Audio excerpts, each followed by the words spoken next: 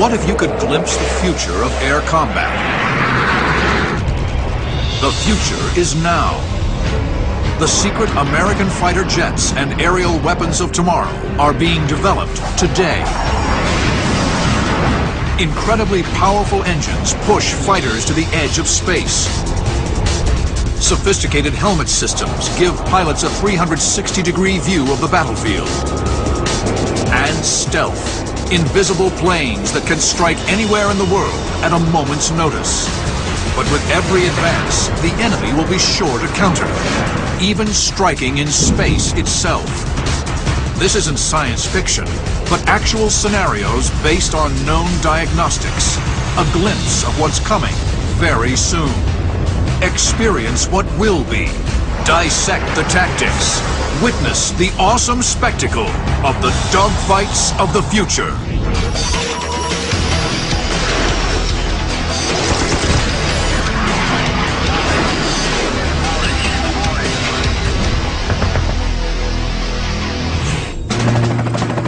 June 20th, 2016. A United States Coast Guard air rescue helicopter races into hostile territory. America's military is on high alert. A civilian aircraft has been shot down by a foreign power, and a rescue effort must be mounted. To provide air cover, the Air Force scrambles a flight of 4 aircraft. F-22 Raptors, the most formidable fighter aircraft ever constructed.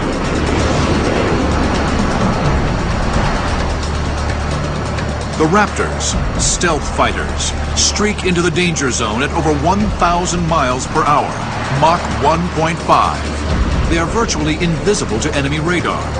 The F-22 is just one of a lethal new breed of fighting machine that even now are redefining aerial warfare.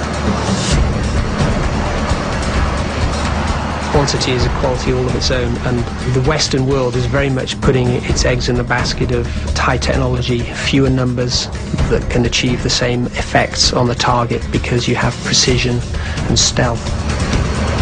These amazing machines are the culmination of a century of fighter aircraft development.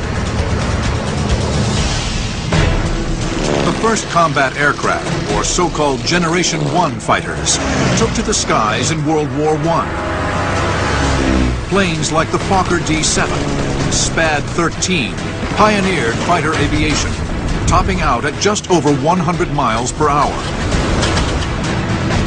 Generation 1 reaches its apex in World War II. Planes like the P-51 Mustang and German Bf-109 could fly and fight at well over 400 miles per hour. But by the close of that war, the first Generation 2 fighters, jets, upped the ante. One of these, the German Me-262, could fly over 500 miles per hour. After the war, the United States and Soviet Union developed their own Generation 2 aircraft, like the F-86 and the MiG-15. They pushed over 600 miles per hour, near the sound barrier, in clashes over Korea. Lessons learned in the Korean conflict, coupled with far more advanced electronics, spurred a leap in speed and killing power for Generation 3 aircraft, like the F-4 Phantom and Soviet MiG-21. They topped out at over twice the speed of sound, some 1,400 miles per hour. Third Gen began to introduce avionics types of engagements, radar-guided missiles, and the air-to-air engagement. By the early 1970s, Generation 4 fighters like the American F-14 and F-15 were deployed. These aircraft featured far more sophisticated avionics. The electronics suite that supports navigation, radar, and weapons. In developing the Gen 4 fighters, not only did they have a whole lot more computer power to work with, but it was a mindset change to create the ultimate killing machine.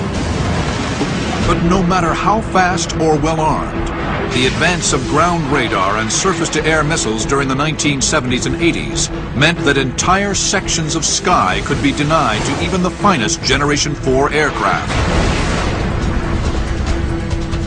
The life expectancy for a Gen 4 fighter over anywhere that we may go in the near future is very little.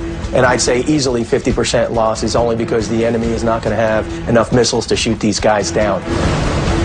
To survive and dominate this environment, radical new technologies are needed. Enter the F-22, the world's first Generation 5 fighter. First proposed in the 1980s, the F-22 is a single-seat fighter. It was unveiled to the public in 1997 and delivered to the Air Force in 2003. Its true top speed, a closely guarded secret, is well over 1,400 miles per hour. It is armed to the teeth with 6 radar-guided missiles and 2 heat seekers. The F-22 Raptor, I saw that first at Andrews back in '91. If Kim Basinger was an airplane, that's the one she'd be. Just a startlingly beautiful aircraft. It outperforms the F-15 heavy regime when it's invisible to radar. It don't get much better than that. Initially, when the jet was conceptually designed, it was always meant to be an air-to-air fighter, because it was supposed to replace the F-15C, and that jet's main role in mission in the Air Force was an air superiority platform. Now, a flight of F-22s will employ a startling array of high technology in a hypothetical future combat scenario. 4 Raptors race to provide cover for an air rescue unit. The Raptors speed in with aid of an advanced engine capable of super cruise, a revolutionary technology introduced in the F-22 that allows it to fly extremely fast while conserving fuel. Super Cruise utilizes a powerful Pratt & Whitney F-119 PW-100 engine and sleek aerodynamics to allow the F-22 to fly faster than the speed of sound for long periods of time without aid of an afterburner.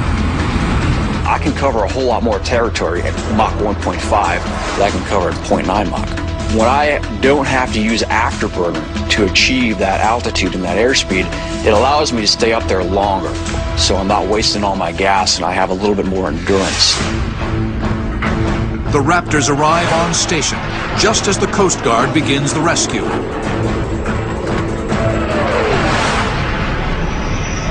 Then, the Raptors detect a formation of 14 enemy MiG-29s on radar.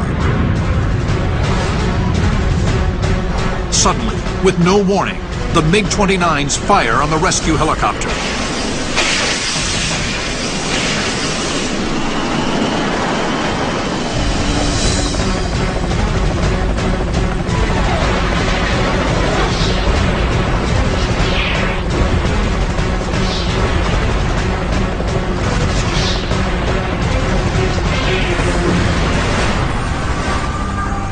As the rescue helicopter's frantic radio calls fall silent, a stark realization sets in. The F-22 Raptor is now in a shooting war. They are outnumbered 3-1. It's time to prove that the Raptor's technology really will make up for numbers. Their primary advantage, and the cornerstone of Generation 5 technology, is stealth. People don't understand how diabolical stealth is. A stealth aircraft is not completely invisible to radar, but if you track an aircraft, it means you have to track every sparrow and dragonfly in the sky. Stealth is not only the shaping of the airframe, but the materials used in the airframe for the sole purpose of not reflecting radar pulses back to the bad guy's radar. That first came into what we call an attack airplane as opposed to a pure fighter in the F-117 Nighthawk. The F-117 uses a uniquely shaped airframe to scatter radar energy. The odd angles made it unstable in flight, and the radar-absorbent coating was expensive to maintain. This early type of stealth could not be used in an air superiority fighter like the F-22. So engineers developed an improved form of stealth called planform alignment. Planform alignment orients flight surfaces and small structures on the aircraft at the same angle. The result is something like a camera lens that shapes and focuses radar energy and directs it away from the detecting station. This allowed engineers to design a much smoother, more aerodynamic shape for the F-22, making it stronger, faster, and more maneuverable than the F-117.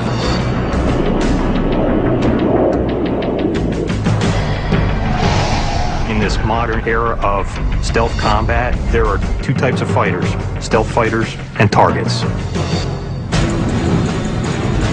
Now, witness how stealth will change the future of aerial warfare as a single flight of 4 Raptors engages a formation of 14 MiG-29s. The F-22s are invisible to the enemy. They can pick where and when to begin the fight. Any other 4th generation fighter aircraft in the world, for the most part, what they're going to see when they're being targeted by a flight of Raptors is nothing. The Raptors obtain lock and fire. The missiles deploy from internal weapons bays. If the missiles were mounted externally, the F-22's stealth outline would be broken. Warnings blare in the MiG-29 cockpits.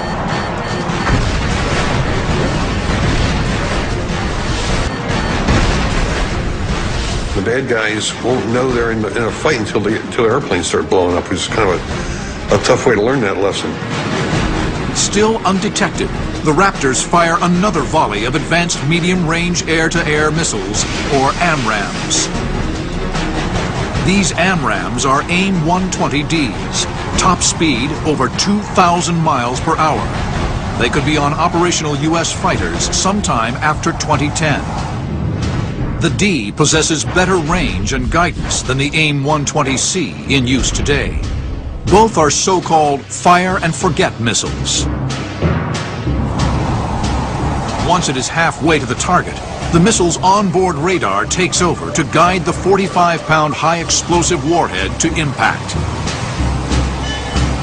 So what that basically allows us the capability to do is designate a target, and once its own radar acquires a target, then it allows us in the cockpit to basically forget about that missile.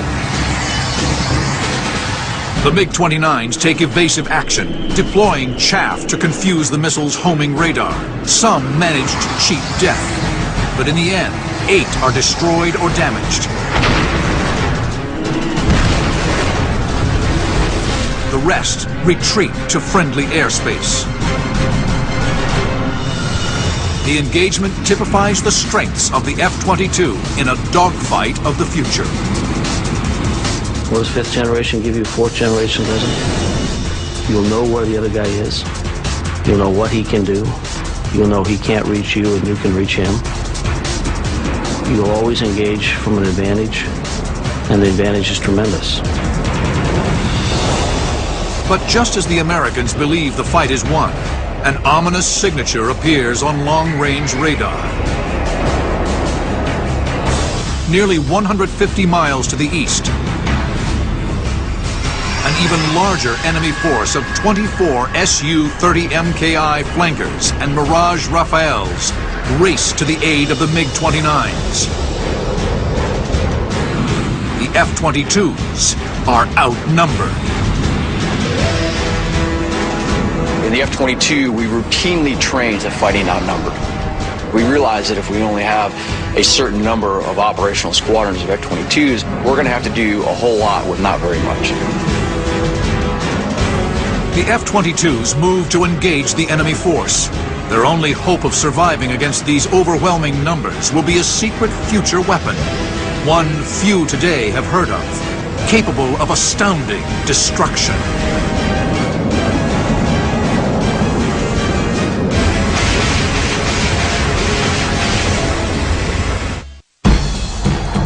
June 20th, 2016. In a hypothetical combat scenario, based on what we now know of future aerial warfare, a flight of F-22 Raptors engages a large formation of 24 Su-30 MKI flankers and Mirage Rafale fighters.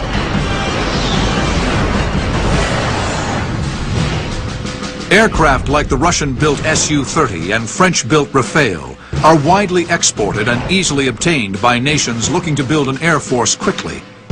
They are advanced Generation 4 fighters, the most likely opponents for the F-22 in the next decade. The Raptors are heavily outnumbered, but virtually invisible to radar, and at a safe distance of 80 miles away. As they sort through incoming data and develop a plan, they are aided by the F-22's sensor fusion, or integrated avionics, a technology that no other fighter possesses. Previous generations of fighters, like the F-15, separated avionics into individual systems, requiring the pilot to interface with several different panels spread throughout the cockpit. But the F-22 integrates all of these systems into one unified interface, all at the pilot's fingertips via 3 liquid crystal displays in the cockpit. What pilots don't lack for is data. What they need is information. And sensor fusion gives them information instead of just lots of data from different sensors. With this, the pilot spends less time monitoring basic systems and more time making combat decisions. It creates an outstanding situational awareness picture for the pilot. You see the bad guy farther away, he doesn't see you. And then you get the first look, first shot, first kill. And the more of those that you can do before he even knows you're in the area, the war can be over very quickly. Between them, the F-22s only have 12 missiles left. They'll need more firepower to engage the huge enemy formation in front of them. They enlist the help of a pair of nearby B-1Rs. The B-1R, first outlined by Boeing in 2004, is a proposed replacement for the venerable B-1B Lancer, a supersonic strategic bomber in service since 1986. The B-1R has a top speed of Mach 2.2, twice that of other heavy bombers like the B-52. If built, it would be equipped with the same powerful engines the F-22 uses, the Pratt & Whitney F-119. This means the B-1R will have supercruise, just like the Raptor. Add advanced radar and a full complement of 20 AIM-120D missiles to the mix, and it is clear how formidable this future weapon could be.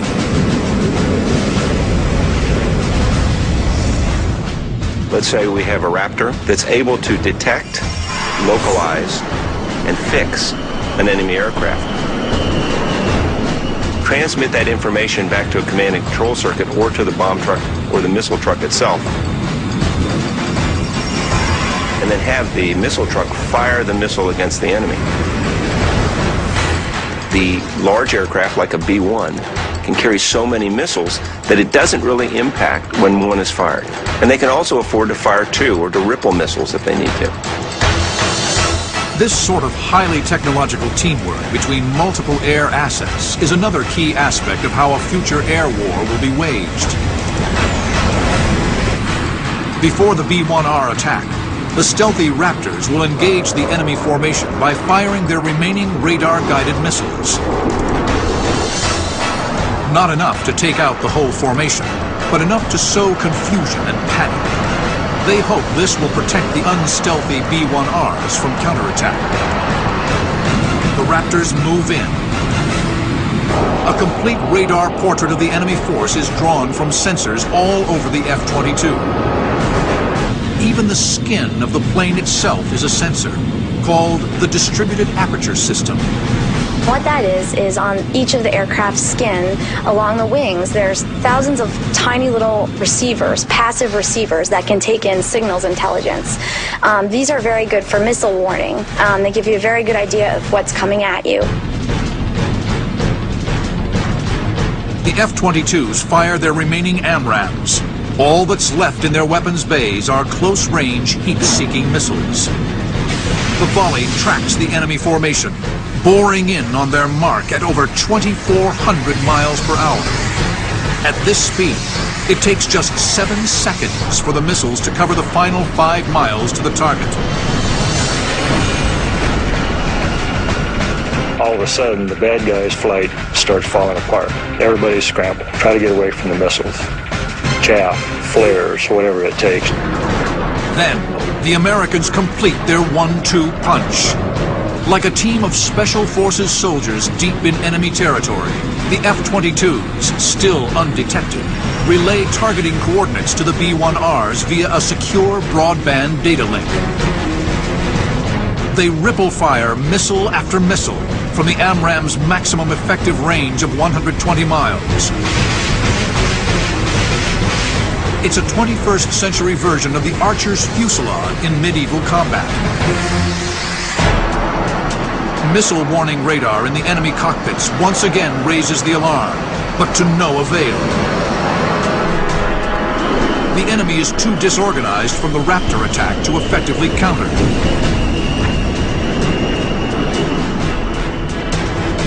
The chaos among the enemy ranks perfectly illustrates the stunning advantage of high technology in a dogfight of the future.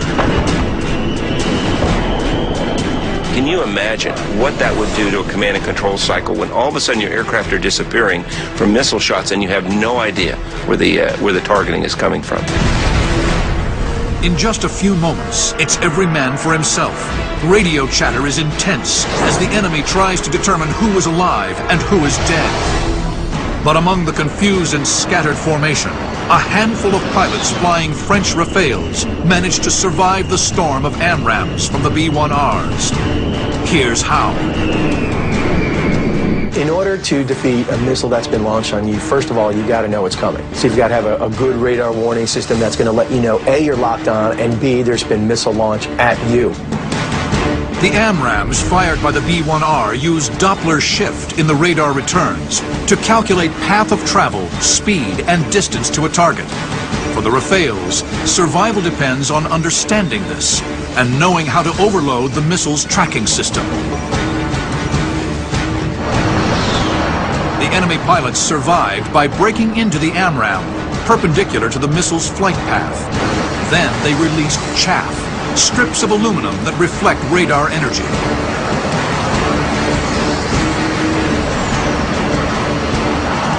If you go past 90, 110, 120 degrees and dive for the deck, there is not a missile that is going to be able to track you down. The 6 remaining Rafale fighters now move against the distant B-1Rs, the only target their radars can find.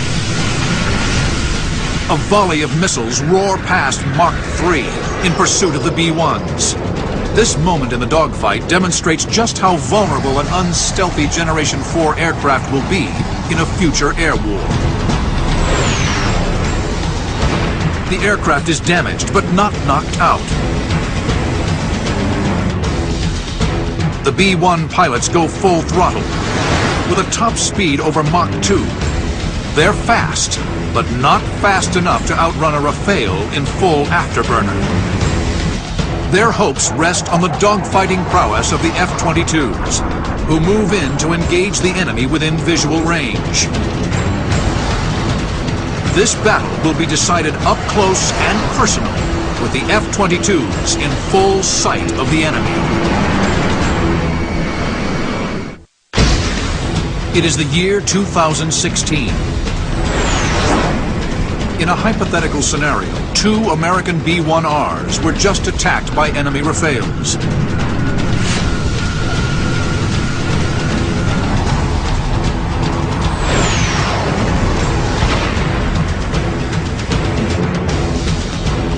Now it's up to a flight of F-22 Raptors to intercept the Rafales before the B-1s are lost. It's 4 F-22s versus 6 Rafales. The Dassault Rafale, with a top speed of Mach 2, is a formidable foe. Though it is not stealth, the Rafale possesses a reduced radar cross-section, the details of which remain classified. With no long-range missiles left, the Raptors will be forced to move within visual range. It's a scenario that has been repeatedly declared extinct. Especially when you talk to the defense contractors today, because they are always talking about the importance of sensors and systems and avionics and how we've really gotten beyond the dogfight. And it's always turned out that we do get back into these close-in conflicts where you're going to be eye to eye with the opponent. It's not going to change. I mean, in line of sight can be at 500 miles or can be 100 yards, depending on the circumstances of the engagement. The other guy can just get lucky and get in close, in which case the F-22 Raptor is going to have to show how well it can maneuver. The Raptors assign targets. I'm going to go to the merge and I'm going to get the job done. Now, like I said, if I can't shoot PVR, then I've got to go within visual range to get the job done. In seconds, one of the Raptor pilots spots a glint of metal on the horizon. The Rafale breaks into him. Within visual range, stealth no longer hides the Raptor. They speed towards the merge, roaring past each other at over Mach 1. Just like dogfighters of years past, these 21st century pilots turn into each other to initiate combat. Unlike previous generations, the F-22's onboard computer is actually monitoring how the maneuvering is stressing the aircraft. If I'm asking the jet to do something, the computer decides that it would overstretch the airframe, it won't let me do it. And in F-15, the jet will not prevent you from over-G the aircraft. The F-22 will prevent me from overstressing the airframe to ensure the long-term health of the airframe. Finally, the F-22 gains lock and fires. The Rafale dives and brakes, releasing flares to draw off the missile. This engagement is over.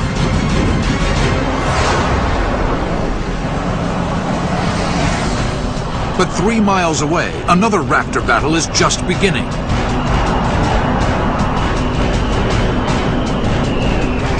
He's locked in a vicious circling fight with another Rafale. This F-22 pilot uses an advanced maneuvering technology called thrust vectoring to gain the advantage on his enemy.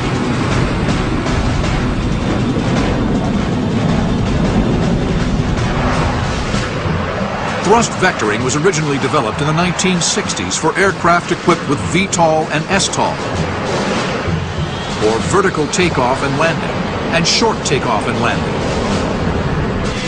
Engineers quickly realized the benefits of the technology for tactical maneuvers. Thrust vectoring is basically taking the exhaust out of the back of the engine and being able to steer it in a certain axis of flight. It's almost like a garden hose effect, if you will. If you turn the garden hose on full blast, that nozzle that the water's coming out of is going to push that hose around in a circle. A handful of Generation 4 fighters, like the Su-30 and MiG-29, incorporated thrust vectoring. But not the American F-15C. The Air Force made up for this by perfecting the technology in the F-22 Raptor. As the Raptor turns, the aircraft's onboard computer makes tiny adjustments of the thrust nozzle to improve the turn radius of the aircraft. Everybody talks about thrust vectoring as if there's some magic switch you push or something like that. There's not a light that comes on that says thrust vectoring's working. And so it's blended very smoothly. The pilot has no idea when it's moving. And so it's just effortless. The airplane flies and points and does what he wants it to do.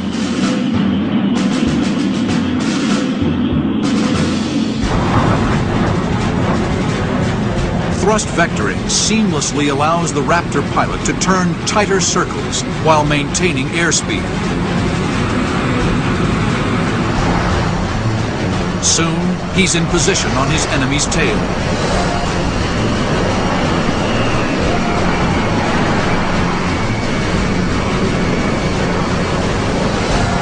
But But suddenly, a second Rafale crashes the party.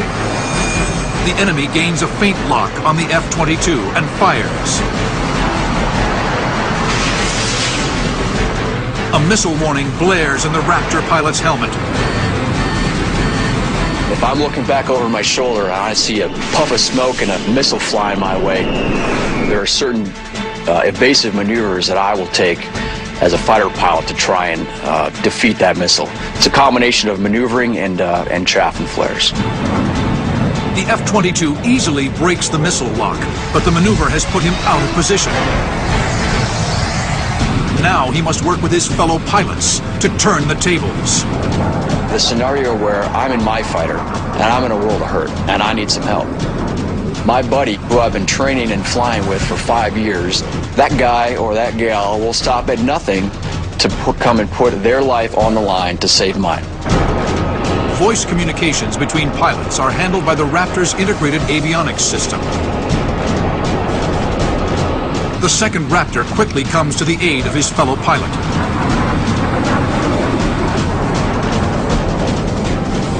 It takes years of training and being exposed to different scenarios and figuring out how you're going to handle those scenarios and still come away alive and having achieved your tactical objectives.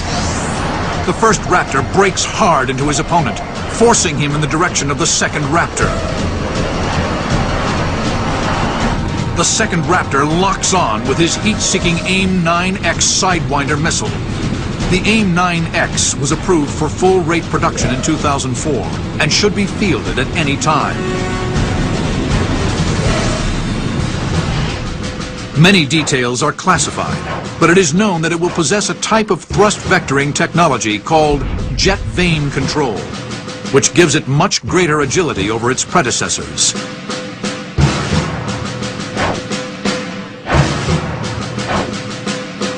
The AIM-9X can also lock onto targets up to 60 degrees angled off its nose, known as an off-bore sight shot. The F-22 easily gains lock and fires. The Rafale is obliterated. But the first F-22's not out of the woods yet. Another enemy missile rockets toward him. He brakes, releasing flares.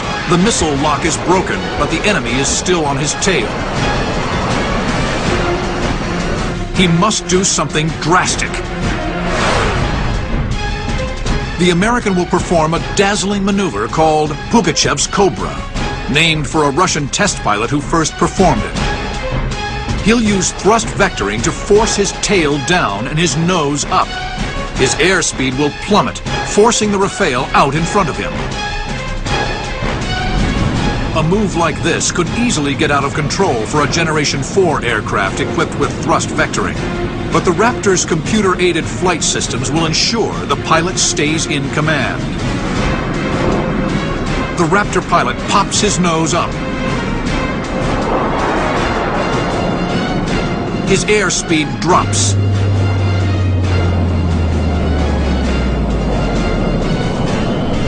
The Rafale fights to stay in the turn, but has no chance. He shoots past the Raptor.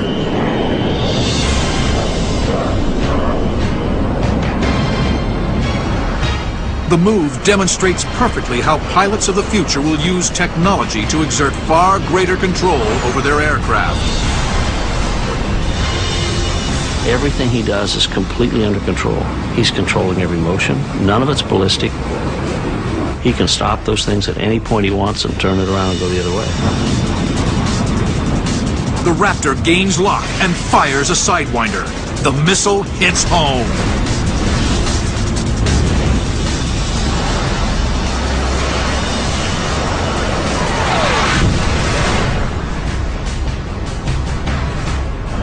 The rest of the enemy force flees south. The Raptors could pursue, but they choose not to.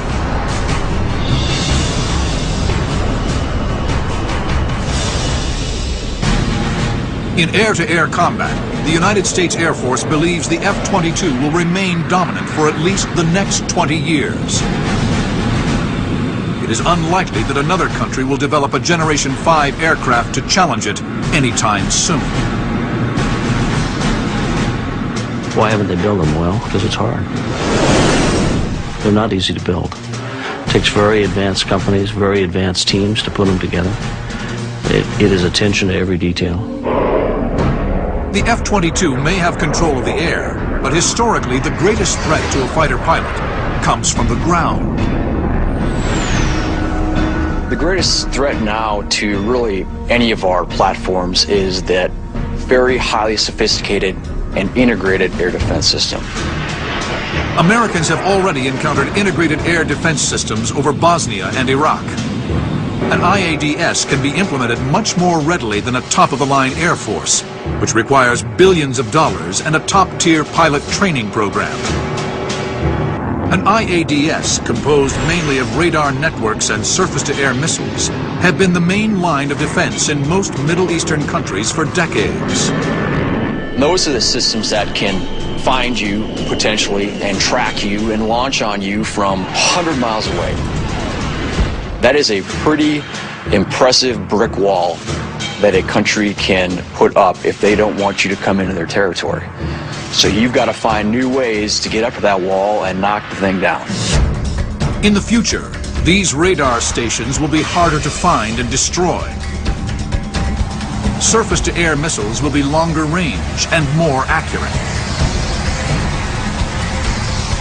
A strike mission against any country equipped with an advanced IADS will put the pilot of a Generation 5 fighter to the ultimate test.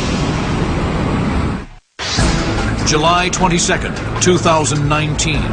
In a hypothetical combat scenario, a joint strike force of American and British planes soar over the Caspian Sea. On this night, a mission to strike suspected uranium enrichment sites will take them deep into a country fortified with an advanced integrated air defense system.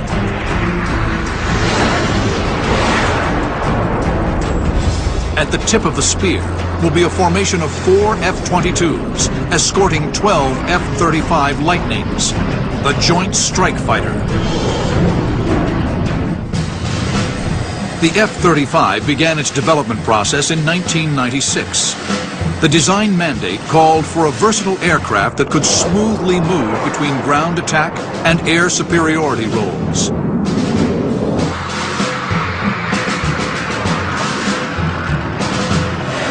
The F-35 was meant to replace other strike aircraft like the F-15E, F-16, and F-18. It is hoped it will be the world's premier strike aircraft for the next 30 years.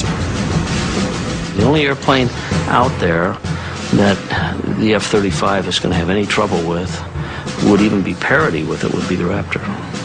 Nobody else will be close. With a single powerful engine, the F-35 tops out at Mach 1.6, but it lacks supercruise and thrust vectoring. Still, it incorporates the same stealth characteristics as the F-22 and can be every bit as lethal in air-to-air combat. F-35 is more optimized for both the air-to-air and air-to-ground kind of role that it's involved in. A little less maneuverable than an F-22, but certainly comparable to all the fourth-gen aircraft. It is a single-engine fighter, carries about 18,000 pounds of gas on it, so it will be able to fly at very, very significant ranges on a single engine. In a future air war, the F-35 will perform a variety of functions, as opposed to the F-22, which is specialized for air-to-air combat. The F-35's airframe is easily and cheaply adapted for many types of missions. Variants are already being built. One is an Air Force mission from fixed base. One is for the Marine Corps version from L-class carriers as well as austere basing. And the third is for the U.S. Navy, which lands on the large CV-class carriers. It's going to be a very, very interesting change to aerial combat when you have stealth fighters deployed from ships where the enemy really doesn't know where they are. So you think about a 600-mile radius based anywhere around the globe that's 70% water, really is a game-changing kind of aircraft. The F-35 as well as the F-22 use an incredibly powerful radar called Active Electronically Scanned Array, or AESA radar. AESA is another key technological advantage that Generation 5 aircraft will have in a dogfight of the future. It can stare at a very wide picture and give you a very good sense of what your targets are both on the air and in the ground. It's a very big improvement over previous radars, which were mechanically scanned, meaning that they had to move back and forth, and they did it much slower, and so the pilot didn't have as clear or as instantaneous as a picture as he would today with the newer AESA radar. Looming before the strikers is a formidable electronic fortress. The IADS of the next 10 years will be incredibly lethal. Surface-to-air missiles will carry on-board radar, essentially becoming fire-and-forget weapons, unlike their predecessors, which were controlled from the ground. Radar systems will become smaller and more mobile, making them harder to locate and destroy. So the first wave of an attack would probably involve your very stealthy vehicles. Why would you use these in the first wave? Because stealth, in essence, shrinks the view of the bad guy's air defense system. The search and targeting radars in an IADS create a virtual picket fence. But the initial strike force of stealth attackers will slip through the gaps in that fence, positioned to destroy the defenses. One of the things we want to do is create a corridor or a safe entry point and exit point for our strikers to go in and to deliver that desired weapon. One of the ways we'll do that is by taking down the enemy defenses systematically. The F-35s and F-22s pierce the radar net undetected. But as the strike force steals in, another formation of friendly aircraft enters the area. Immediately, targeting radars across the IADS switch on. But the formation isn't what it appears to be. It's a diversionary force of 8 MQ-9 Reapers, Unmanned Combat Aerial Vehicles, or UCAVs. For the unmanned combat air vehicles, the potential is virtually limitless. It's only limited by what kind of imagination we can apply to their capability. Early UCAVs, like the MQ-1 Predator, were used to great effect in Iraq and Afghanistan. But a successor to the MQ-1 was already in the works. Operational versions of the MQ-9 Reaper were first delivered to the Air Force in 2007. The Reapers have a single prop engine in the back that can carry them up to 1,000 miles from their launch site at speeds of 300 miles per hour. If nothing else, we know that one of the reasons people are intrigued in this technology is UCAVs, UAVs, they don't have mothers. So they are, in fact, not expendable, but able to mitigate risk. If you don't have to put a pilot into danger to accomplish a mission, that's good. You can afford to lose the platform, perhaps. Yeah, they're expensive. You don't want to lose it. But if they really have to go into a high-threat environment, a vicious air defense system, yeah, let the drones go in. For this reason, UCAVs will be an integral part of any future air campaign. The formation of MQ-9 Reapers trips the enemy's air defenses. Surface-to-air missile sites launch. A bevy of SA-23s race toward their targets at Mach 4.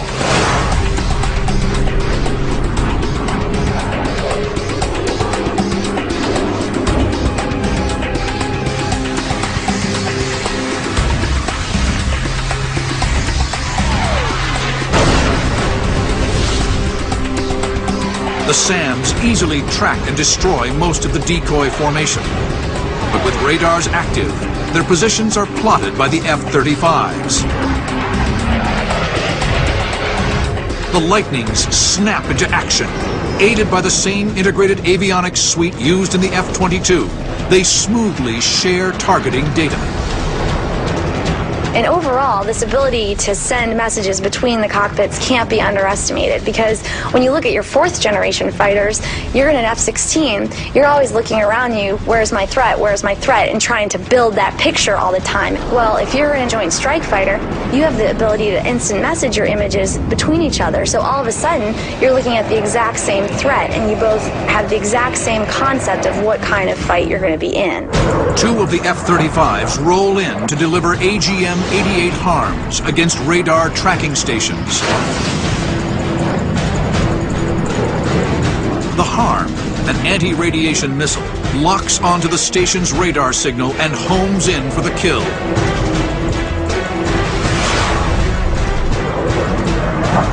Two more F-35s fire on the SA-23 launch sites.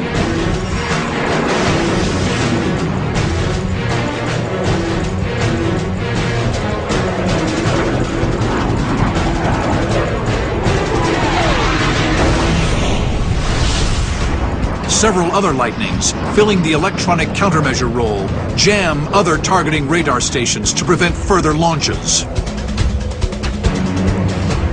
Another thing you can do with an ESA radar, and it's classified, is in essence fry the other guy's electronics. There's enough energy that you can focus with one of these radars that you can just cook his computer. Maybe you can knock out some of his radar system. The F-35s have met with spectacular success, clearing a corridor for bombers to travel straight into the target. A pair of B-2 Spirits, the venerable stealth bomber, now enter the corridor on a final run-in. The F-35s maintain the corridor, but suddenly a new threat appears on their cockpit displays. They know their role must change quickly. The enemy has scrambled two separate formations of MiG-35 fighters. One is headed for the target area. The other moves in from the west. The Raptors can easily handle one formation. The Lightnings will be forced to deal with the second. The shadow boxing is over. The Lightning must now demonstrate that it isn't just a ground attack plane. It's a dogfighter as well. July 22nd, 2019. After devastating enemy surface-to-air missile sites, a flight of F-35 fighter bombers must now engage in air-to-air combat. 8 MiG-35s threaten the strike package from the west.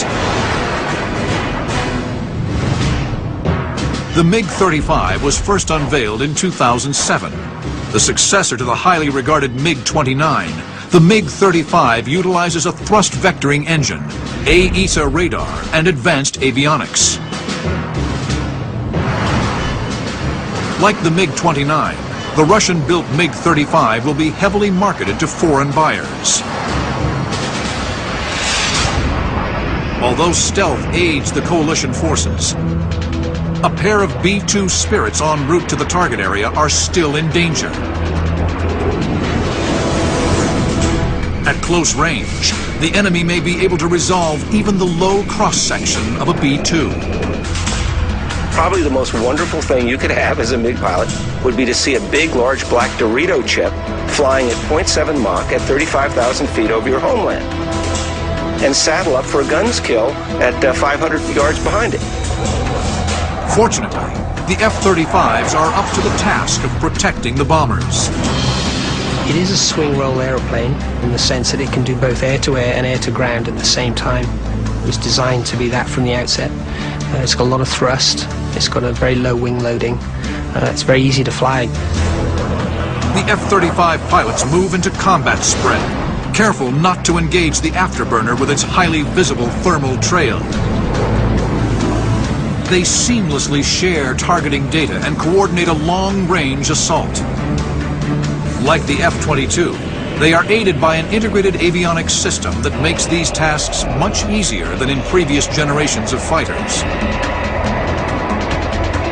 It's a lot like going from an old DOS operating system on an IBM PC in the 80s to a Macintosh, Windows, very intuitive kind of environment now. We have examples where you take brand new second lieutenants out of the Air Force and drop them in the simulator, and they hop in, they see where the targets are, they engage them in 20 or 30 minutes, and they hop out with a grin on their face saying, "Yo, when can I get myself one of these?"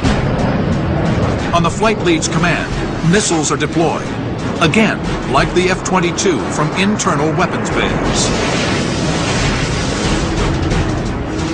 The AMRAAMs race toward their targets. The MiG-35 use AESA radar to jam the missile's guidance. With hard maneuvering, they fight to break lock.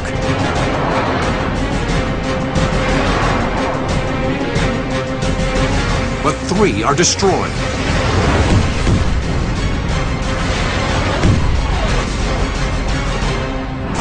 The F-35s monitor the attack from a safe distance. But for one pilot, the situation has changed. A missile has jammed in the bay door.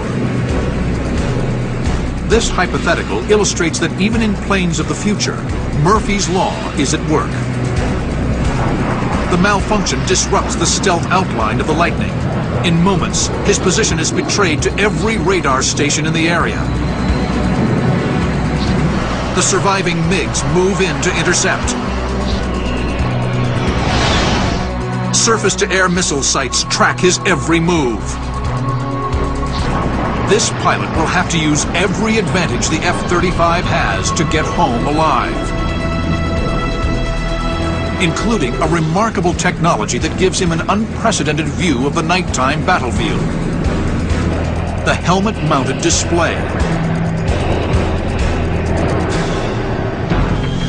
The helmet-mounted display, or HMD, is a technological marvel. First developed for advanced Generation 4 fighters like the French Rafale and the Eurofighter Typhoon in the 1980s and 90s, HMD will soon be a fighter pilot's primary tool when in combat. An American HMD has been designed for use in the F-35 and will be standard on the Lightning when it is deployed to operational units in 2010. I can't go into too much detail, but essentially in the F-35, the helmet-mounted display is the primary flight instrument. So here, the cockpit is very much designed to be secondary in some respects to the helmet. While previous fighters displayed navigation and targeting information on LCD screens or heads-up displays, the HMD projects this information onto the pilot's visor. So without looking down at anything, he can look around and scan and see where the enemies are, where his wingmen are, and begin to just select and engage them without looking down at anything. The HMD integrates radar and infrared information to present a 360-degree view of the battlefield. With this, Lightning pilots can track opponents in any direction, even directly beneath the cockpit. This is an advantage if you're in a situation where you can't turn your aircraft quickly enough to get your nose toward the target, but you want to hit that target. If you have a helmet-mounted display that can slave your weapons, then you're able to turn your head and shoot at that target before you even have a chance to get your nose on the target. We'll slowly get a picture of what's happening on the air and on the ground as well. We'll pick our way through those defenses in the best way that we can. Now, a lone F-35 pilot must use this incredible capability to beat the odds and make his way to safety. Projected on his HMD, he sees a missile launch warning. A MiG-35 has fired on him. The Lightning pilot first uses AESA radar to jam the missile. Previous generations of fighters needed completely separate jamming equipment. But AESA higher processing power allows it to track multiple targets and jam others all at the same time. The F-35's next move is to orient the top side of his aircraft to the missile. This part of the plane is still stealthy. The missile loses lock. Now he switches his display to night vision. Another task made very simple by the F-35's pilot-friendly interface. On the F-35, it's an 8 by 20 inch piece of glass. There are no switches in the cockpit.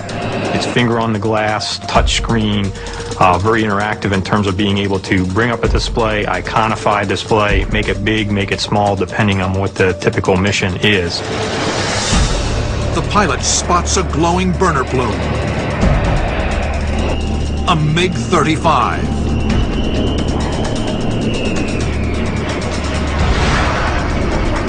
The Lightning pilot slaves his missiles to the HMD. The missile's seeker head will now work to obtain lock on anything the pilot looks at. Just a glance, and the enemy's fate is sealed. But simultaneously, a SAM launch warning is projected onto the Lightning pilot's HMD. Again, he jams the missile and maneuvers against it. The HMD allows him to track the missile on its intercept course. But then another warning breaks the pilot's concentration. A nearby MiG has managed to launch a heat-seeking Archer 11 missile. The Russian-built Archer 11 has been the standard heat-seeking missile for MiG fighters since 1985. Continued upgrades will make the Archer 11 a threat long into the future. These Archer 11 short-range missiles, which are supposed to be better than the AIM-9 Sidewinder, they don't get as confused by flares as, for example, the Sidewinder on the F-22. The Lightning turns into the missile and deploys flares, but the Archer is equipped with an onboard computer that can distinguish infrared countermeasures from an aircraft engine. The F-35 is trapped, with a SAM in front and an Archer behind. To survive, he'll need the F-35's extreme maneuverability aided by its advanced fly-by-wire system. Fly-by-wire was something that was introduced on fourth-generation aircraft. The F-16 was the pioneer of that technology. It was fly-by-wire from the pilot's stick to the computer, and then it went through a conventional hydraulic system out to the flight control surfaces. But the F-35 goes one step further. The computer takes pilot inputs, then relays them to still more processors that control the flight surfaces individually. So it's very, very maneuverable, and it has to be, but very, very benign in situations like landing on a carrier or landing in a STOVL kind of configuration. As the SAM closes in, he rolls, punching chaff and flares. The Archer missile hesitates for a moment, then detonates, blasting shrapnel directly into the SAM's path. The Lightning streaks north, now safe within the SAM-free corridor he and his fellow pilots blasted away earlier in the night. He's informed that the rest of the MiG-35s have all been shot down, and the B-2s have successfully reached the target. The mission is accomplished, but the pilot's brief experience in an unstealthy F-35 is a stark reminder of just how vital the technology is.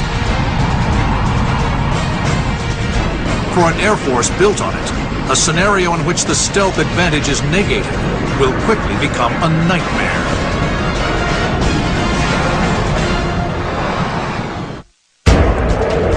April 8th, 2027. In a hypothetical future combat scenario based on known diagnostics, A formation of 8 French-built Rafales flies a patrol over the Pacific Ocean. A flight of 4 American F-22 Raptors accompany them. Even 20 years into the future, this remarkable aircraft is expected to remain the dominant air superiority fighter. I would say, based on all of the things I've read and all the things I've heard, we are at least a couple decades away from having to really face a significant or a viable 5th generation threat. When that technology finally catches up to where the United States is today, guess what? The Raptor is going to evolve. The Raptor 2 decades from now that some kid's going to be flying and I'm going to be sitting at my desk is going to be nothing like the Raptor that's flying right now. It will kick the snot out of the Raptor today. Although most of these upgrades are top secret, one is assured. By 2011, the U.S. military expects to add a helmet-mounted display to the Raptor's arsenal of high technology. At 10:42 a.m. local time, the Raptors detect an ominous signal on long-range radar. A flight of 18 Su-30s. An aircraft not flown by any allied nation. The enemy formation appears on the Raptor pilot's HMD. The Americans monitor their progress, relaying instructions to the unstealthy Rafales. At a range of 25 miles, the Su-30s fire on the Rafales. A salvo of long-range radar-guided missiles. They streak towards their target, covering 1 mile every 2 seconds. The Raptors' rules of engagement prevent them from intervening. They are forced to watch from the sidelines as 2 Rafales are destroyed.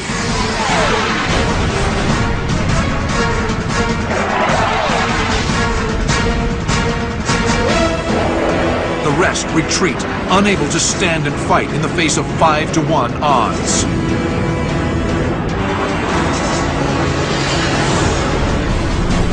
Just then, the Americans are cleared to engage the MiG-35s in a novel way. The lead Raptor data links the coordinates of one of the enemy fighters to a 767 with a circular turret on its nose. The nodule contains a high-energy solid-state laser capable of vaporizing an enemy aircraft from a range of 90 miles. The aircraft is a platform for whatever weapon you want to put on it. We started off with a gun. We went to some rockets, then we went to guided missiles. And if a beam-type weapon, a directed energy weapon, is the next step, then it's logical to expect that we'll put that on as well. It sounds like science fiction, but defense contractors are already at work on weaponized lasers. The concept dates back to the 1980s and the Reagan administration's Strategic Defense Initiative, nicknamed Star Wars. These lasers were meant to target and destroy Soviet ICBMs. In recent years, this knowledge has been applied to the development of the Airborne Laser, or ABL. It's just a very large laser that's mounted in a Boeing 747 type aircraft, and it has the system such that it can acquire a target, primarily a missile, but it could be a fighter, and then fire a very powerful laser beam at that target and take it down. The ABL of today are bulky chemical oxygen iodine lasers designed as anti-ballistic missile weapons. Boeing and Northrop Grumman hope the first operational test of this ABL will occur in 2009. If successful, engineers will continue work on the ABL as well as other applications of high-energy weapons. It is hoped these lasers can be mounted on multiple platforms, aircraft, ships, even tanks. Pretty soon, we are going to have those weapons. And eventually, the first time they find out we're using them tactically is when they start disappearing off the screen and we haven't fired a shot as far as being a fighter jet. When such weapons reach the field, air combat will again be revolutionized. All a pilot will need is a coordinate, and with the press of a button, destruction at the speed of light. The Boeing, safely out of missile range 150 miles away, charges the laser and fires. The beam is in the infrared spectrum and is not visible to the naked eye. One of the lead Su-30s is vaporized. The effect of the weapon is slow to sink in for the enemy formation. No one is quite sure what happened. A second coordinate is relayed to the 767. Again, the laser fires.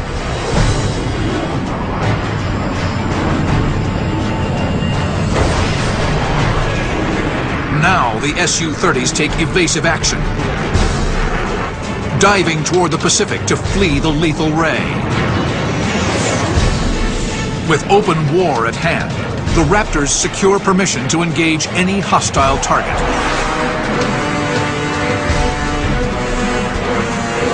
Then, the Raptors' missile alarm rings out. Despite their stealth, the F-22s are being actively tracked by several Mach 5 surface-to-air missiles. In an instant, the era of stealth has ended.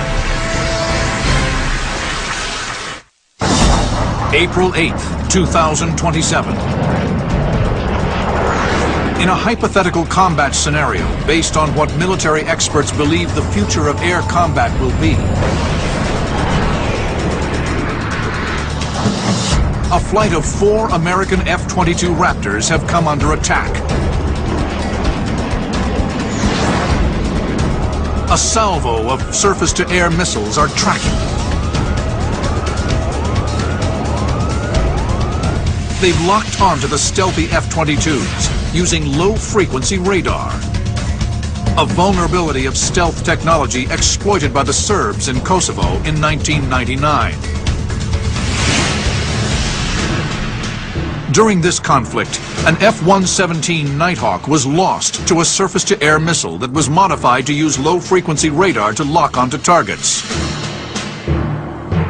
The drawback of this type of radar is the huge amount of clutter it detects. This is why no one else has been able to duplicate the feat. Though they say that low-frequency radar could possibly see stealth aircraft if it was computer-aided and they were able to clean up all the clutter and then actually focus in on a stealth aircraft.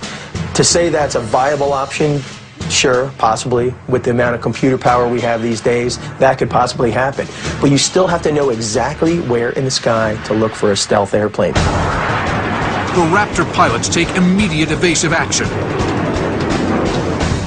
These SAMs are traveling at an astonishing speed, over 2,000 miles per hour. The pilots cannot rely on their eyes. The missile is simply moving too fast. The HMD aids them, projecting the SAM's position on the visor so they can maneuver. One missile finds its mark.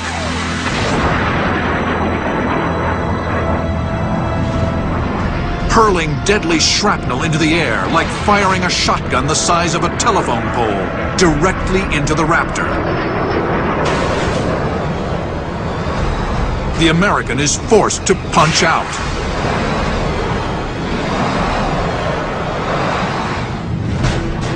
With quick thinking and aggressive maneuvering, the 3 remaining F-22s defeat their missiles and retreat.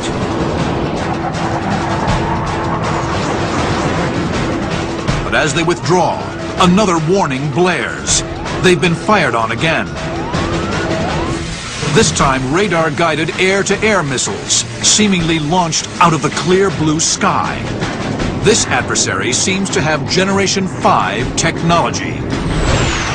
I think the first time we face a Gen 5 fighter as the United States, it's going to be a surprise. We're probably not going to know they have it. The Raptors scramble to defeat the missiles.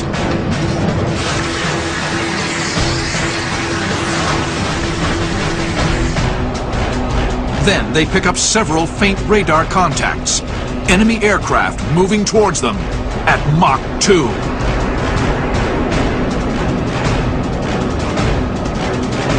The Raptors move into full afterburner and speed towards the merge. Efforts to gain a lock for an AMRAAM shot fail. Moments before they reach visual range, AWACS confirms the identities of the mystery planes, Russian-designed Sukhoi Su-47s.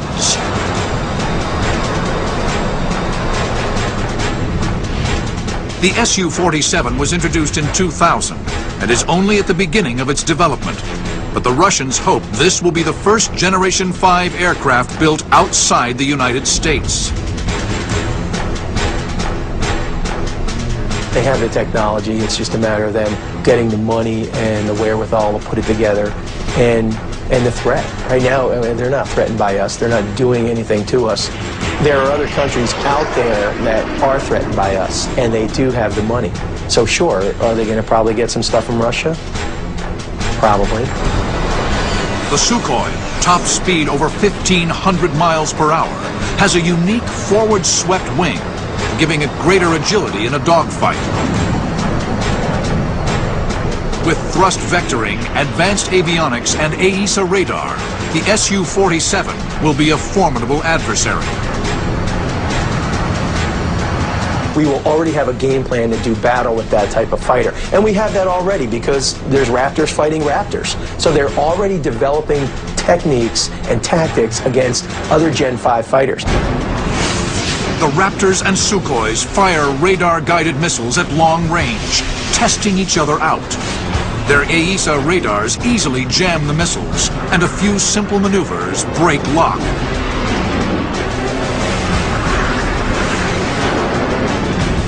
In this scenario, technology is a virtual wash. It's pilot versus pilot.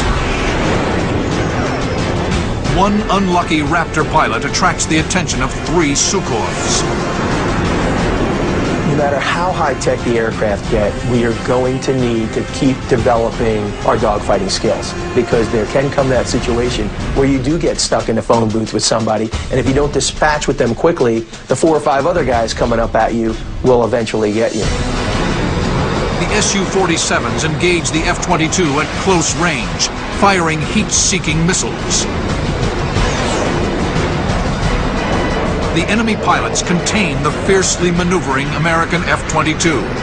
Despite their best efforts, they can't knock the Raptor out. The West way of fighting is you allow the individual to assess the situation on site, and then he makes the determination, or she makes the determination, that this is the way I'm going to fight this battle. The American uses the F-22's spectacular maneuverability in close to gain position for a shot. In an instant, he swivels his head up. A Sukhoi's glowing red tailpipe blazes 50 degrees off his nose. His Sidewinder locks.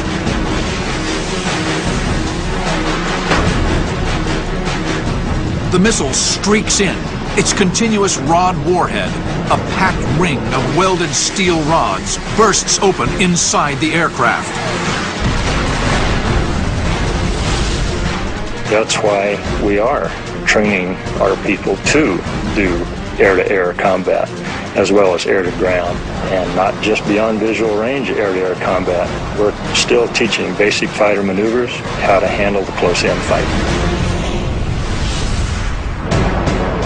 The Raptor quickly rolls and turns. The Sidewinder shot has improved the odds, but a quick check reveals he's now in a dangerous position, sandwiched between the 2 remaining Sukhois. Quickly, the American formulates a plan, one that harkens back to the golden age of dogfighting.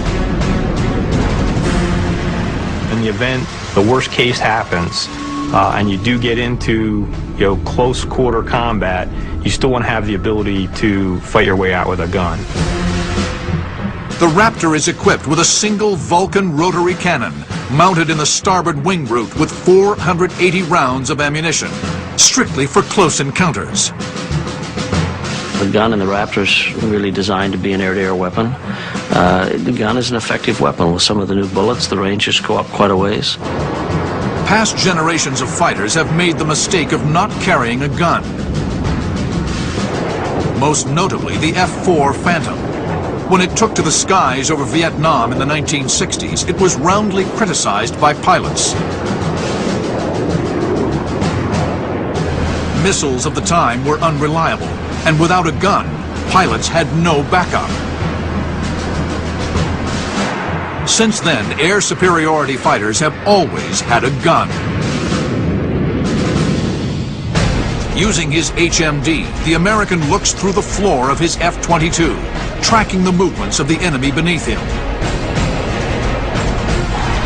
He rolls inverted, then gains lock, using his AIM-9X's ability to track targets at any angle.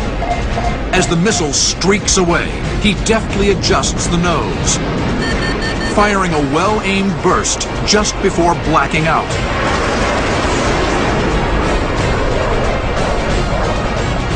He comes to just in time to see the missile impact the first Sukhoi. Now alone, the American tries to re-establish contact with his fellow pilots. One other has survived the lopsided battle. 2 Raptors were lost in the engagement. The enemy, badly mauled, is in open retreat.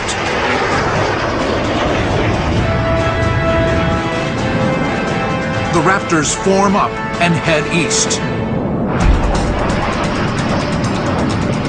But as they retreat to safety, garbled transmissions begin trickling in. Command and control has clearly taken a hit. Then the Americans receive shocking news. In the opening moments of the war, a score of military and commercial satellites have been blinded.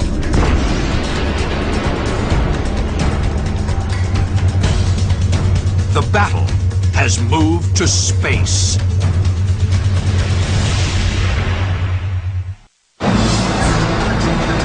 April 8th, 2027. War has broken out over the Pacific. In the opening moments, anti-satellite weapons are deployed aboard missiles launched from the surface. The final stage of the rocket carries a kinetic so-called hit-to-kill vehicle to a devastating collision with an American military satellite. The hit-to-kill concept is purposefully simple, since the kinetic energy of an object traveling 7 miles per second is more than enough to destroy a satellite. There is no need for more complex and expensive explosive warheads.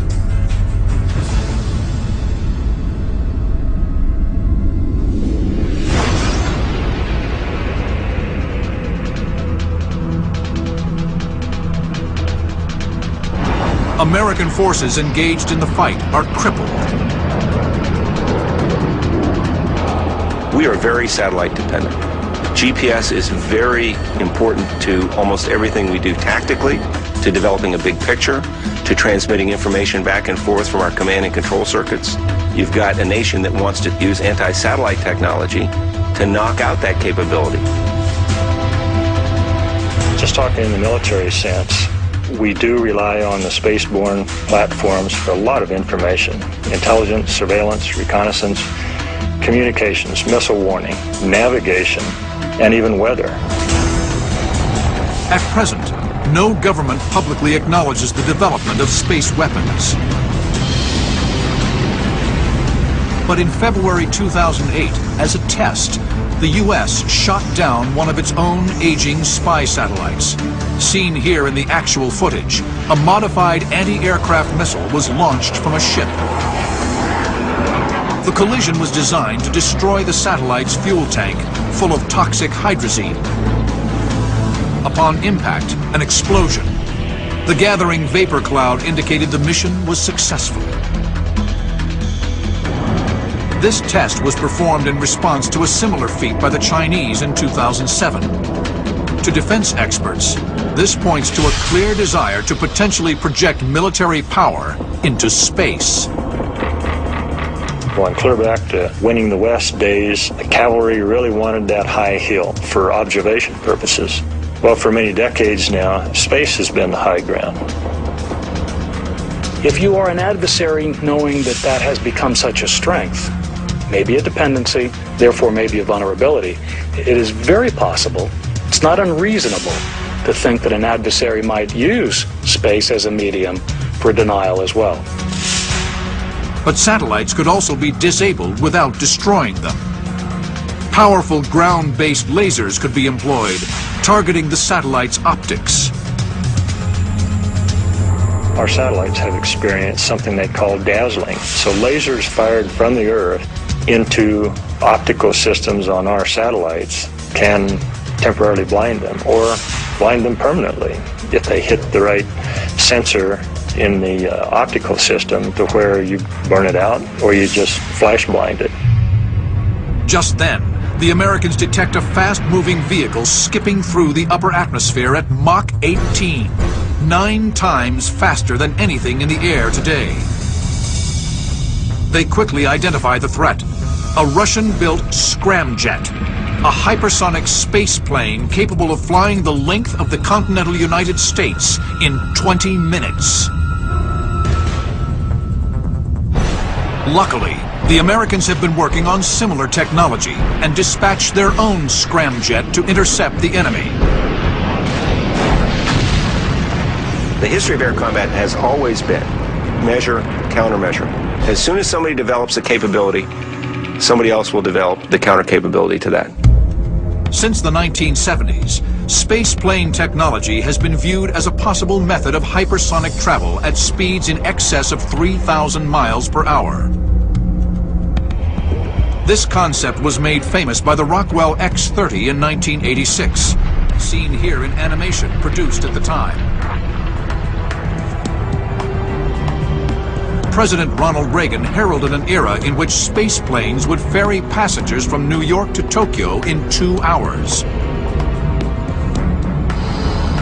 But the X-30 never made it off the drawing board. The program was canceled in 1993 due to budget cuts. The X-30's scramjet propulsion system, however, has not gone away. The Air Force is currently experimenting with the X-51. A vehicle meant to simply test the functionality of a scramjet engine, or supersonic combustion ramjet.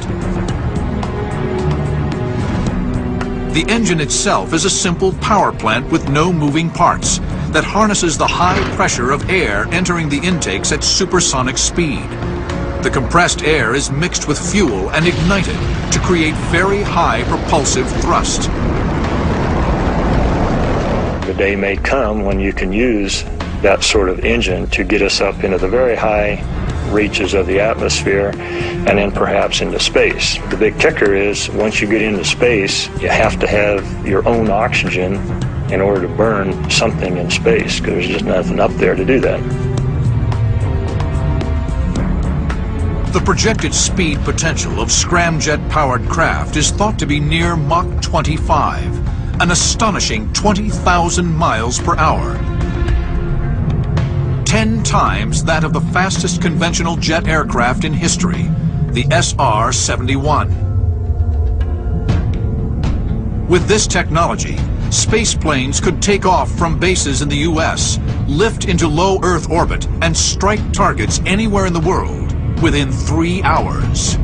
Performance is the name of the game. We want speed, we want the ability to reduce the time to react. The scramjet technology gives us that ability. To be able to skip off the atmosphere and go around the world quickly, that's also an advantage.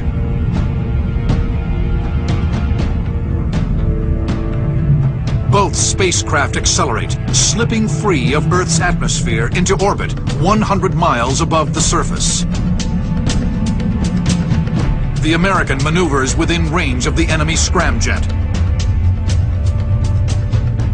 Since conventional missiles are useless in the vacuum of space, the only armament the scramjets carry are beam weapons, high-energy lasers similar to those currently being researched for missile defense. The stage has been set. For the first time in history, 2 pilots will duel to the death at the very edge of space.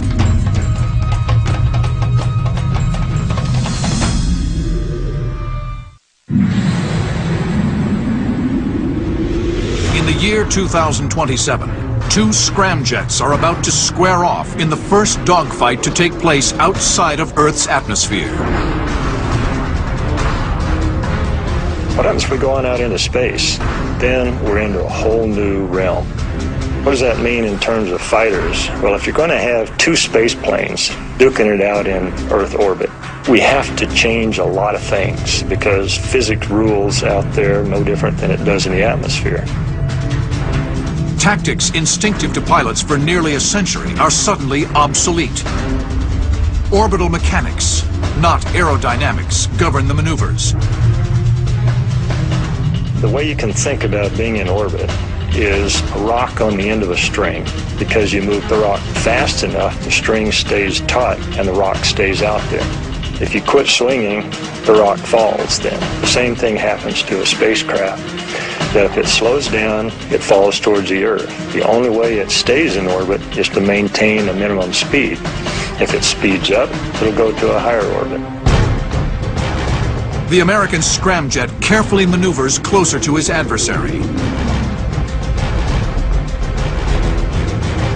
The jockeying for position in orbit is slow and deliberate, a far cry from the turn and burn dogfights of the first 100 years of aviation.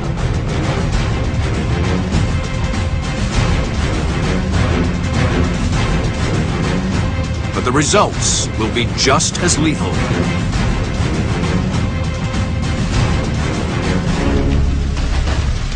The Americans' only weapon is a high-energy laser, the most plausible weapon for a space plane to use.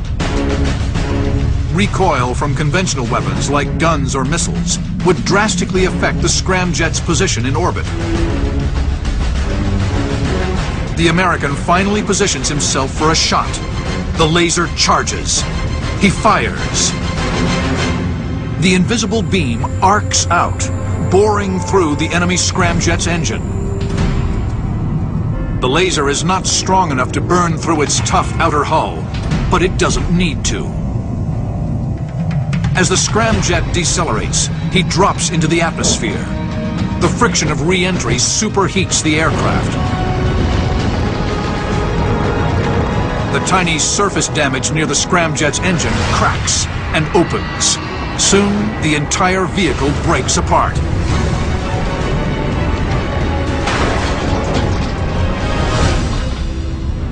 For the American, victory is bittersweet. As he watches his enemy burn up in the atmosphere, the frightening implications of warfare in the future are all too real.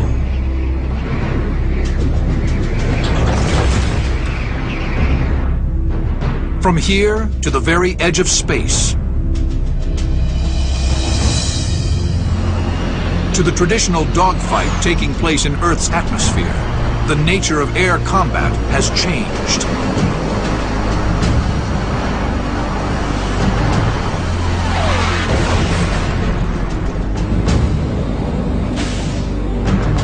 The air combat situation doesn't become less complex, it becomes more complex. Now you have more variables. So you ask how it'll change, it'll be everything they've done in the past and more. The dogfight was forged above the trenches of World War I, when pilots first stepped into canvas and wire biplanes and took to the air.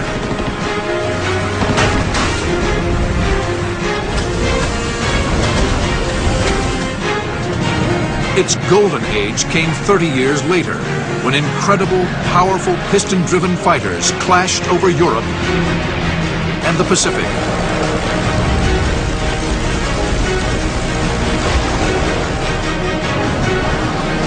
In Korea and Vietnam, jets drove dogfighting faster and higher, and guided missiles opened a new world of tactics.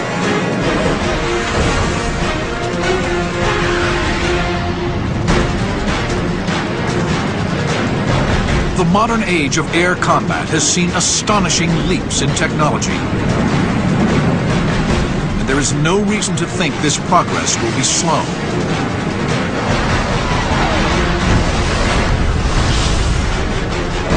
But in battles waged higher and faster, in ever more complex machines. The courage and savvy of the fighter pilot is one thing that will never become obsolete. Regardless of the degree of autonomy, regardless of the degree of sophistication in networks and architectures, a pilot is still a pilot. There will always be a need to fly aircraft aggressively and capably against other aircraft. And there will be dogfights in the future. It's guaranteed. Exactly how long they will last, who they'll be with, what the outcomes will be, those are all up to the participants. And the pilots of the future may not look and may not think exactly the way I did, but they will adapt. I am very confident.